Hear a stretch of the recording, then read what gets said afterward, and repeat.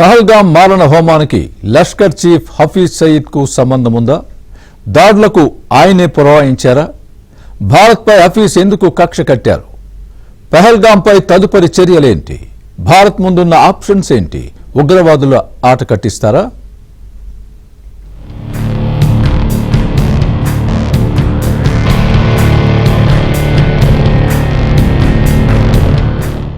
పహల్గాం దాడితో ఉగ్రవాదాన్ని అణిచివేయాలని భారత్ కృతనిశ్చయంతో ఉంది. ఈ ఘటనకు ప్రతీకారంగా తక్షణమే దౌత్యపరమైన ఒత్తిడి పెంచడంతో పాటు భవిష్యత్తులో ఆర్థికంగా కోలుకోకుండా చేసేందుకు సింధు జలాల ఒప్పందాన్ని నిలిపివేసింది. 27 మందిని అత్యంత కిరాతకంగా హతమార్చిన పహల్గాం ఉగ్రవాదులను హతమార్చాలని జనం డిమాండ్ చేస్తున్నారు. కేంద్రం మాత్రం సైనిక చర్య విషయంలో చాలా గుంభనంగా వ్యవహరిస్తోంది. సర్జికల్ స్ట్రైక్ చేయాలని, ఇందుకోసం రఫేల్, మిరాజ్ 2000లను ఉపయోగించి పాక్ లోని కీలక సైనిక కార్యాలయాలపై దాడులు చేయాలని కొందరు నిపుణులు సూచిస్తున్నారు. जिस तरीके से मीटिंग के बाद में हमारे नेताओं ने कहा कि complete support, the government should take the strongest step, a message should be sent to all those behind this, whether they are in Pakistan or wherever they are, that our country will not tolerate this and the country stands united against terrorism. वो जो भी व्यक्ति जहां भी है उसको उसके घर पे घुस के एक जवाब इस सरकार को देना चाहिए और सब लोग इस सरकार के साथ खड़े बोधित कर रहे हैं। मुझे लगता है उससे पूरे देश की भावना आहत हुई है और हमेशा एक रिएक्शन के मोड में जो भारत सरकार रहती है, कितनी बार चूक होगी और कितनी बार भारतीय नागरिकों की, सैनिकों की जान जाएगी, ये सवाल तो पूछना पड़ेगा। आतंकवाद समाधान नहीं, इसलिए सब योग की ओर लौटे और एक ही आत्मा, एक ही परमात्मा सब में है, ये भाव चेतना जब तक नहीं आएगी, मेरा मजहब, मेरा मत, पंथ, संप्रदाय, मेरा देश ही महान है इसकी बजाय मैं भी महान हूँ, ही की बजाय भी लाना पड़ेगा।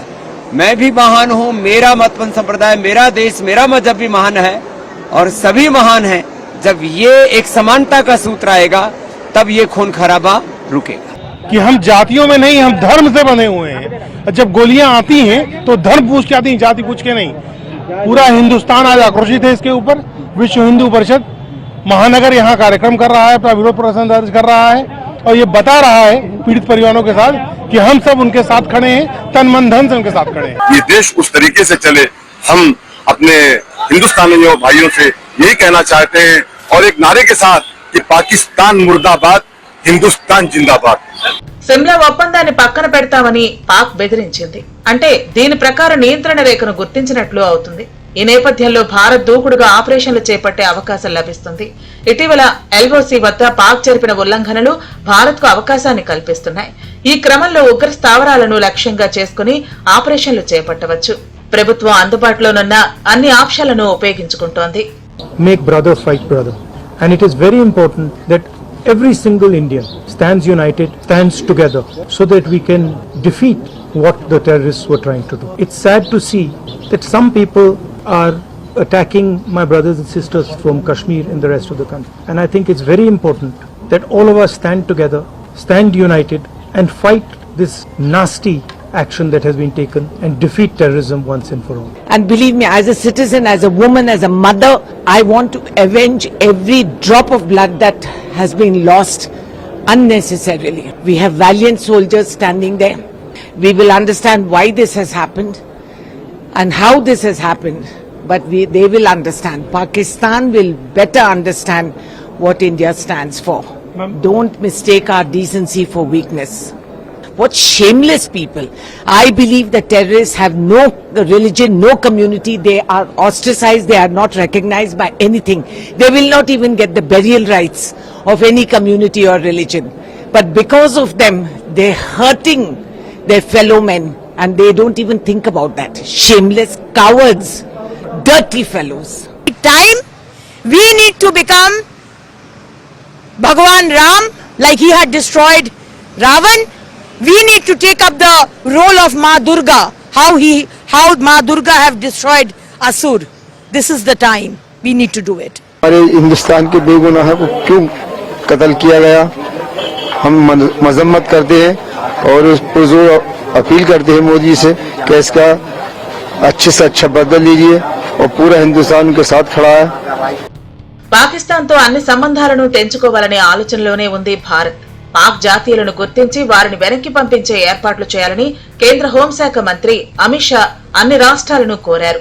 ఆయా రాష్ట్రాల ముఖ్యమంత్రులతో మాట్లాడారు. తొలుత స్థానికంగా ఉంటున్న పాకిస్తానీయులను గుర్తించి ఆ సమాచారం కేంద్రానికి పంపించాలని కోరారు. భారత్ పాక్ మధ్య యుద్ధ వాతావరణం నెలకొనడంతో సిమ్లా, తాష్కెంట్ ఒప్పందాలను పాకిస్తాన్ గుర్తించడం లేదు. ఇరు దేశాలు దౌత్య కార్యకలాపాలను తగ్గించుకున్నాయి. జమ్మూ కశ్మీర్ లో ఉగ్రవాదుల కోసం భద్రతా బలగాల వేట ముమ్మరం చేశాయి. ఈ క్రమంలో బందిపోరాలో లష్కర్-ఎ-తోయిబా టాప్ కమాండర్ అల్తాఫ్ లల్లీని భద్రతా బలగాలు హతమార్చాయి.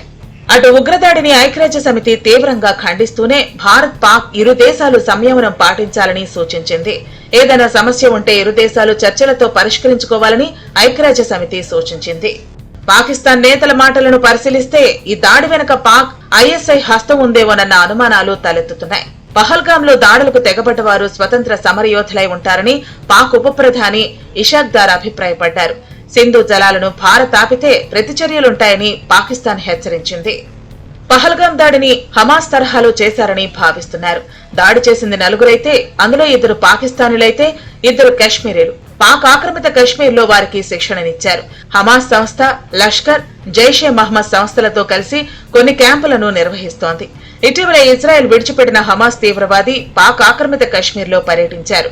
అందుకే జమ్మూ కశ్మీర్, పాక్ ఆక్రమిత కశ్మీర్ లో ఉగ్రవాదాన్ని తొదముట్టిస్తే తప్ప జమ్మూ కశ్మీర్ లో శాంతి నెలకొనే అవకాశం లేదు. మరోవైపు పహల్గాం ఘటనపై భారతదేశం మొత్తం ఏకతాటిపై నిలిచింది. మోదీ ప్రభుత్వానికి అన్ని పార్టీలు మద్దతు పలికాయి. భారతీయులందరూ ఐక్యంగా ఉండటం అవసరమని, తద్వారా ఉగ్ర చర్యలను, వారి లక్ష్యాలను ధీటుగా ఎదుర్కోవచ్చని కాంగ్రెస్ అగ్రనేత రాహుల్ గాంధీ చెప్పారు. ప్రభుత్వం ఏం చర్యలు తీసుకున్నా తాము మద్దతిస్తామని స్పష్టం చేశారు. శ్రీనగర్ లో పర్యటించిన రాహుల్ లెఫ్టినెంట్ గవర్నర్, సీఎంతో భేటీ కావడంతో పాటు ఉగ్రదాడి బాధితులను కలిసి భరోసా ఇచ్చే ప్రయత్నం చేశారు. భారత army chief lieutenant general Upendra Dwivedi Kashmir లో పర్యటించారు. కశ్మీర్ లోయలోని ఆర్మీ కమాండర్లు, ఇతర భద్రతా ఏజెన్సీల ప్రతినిధులతో చర్చలు జరిపారు.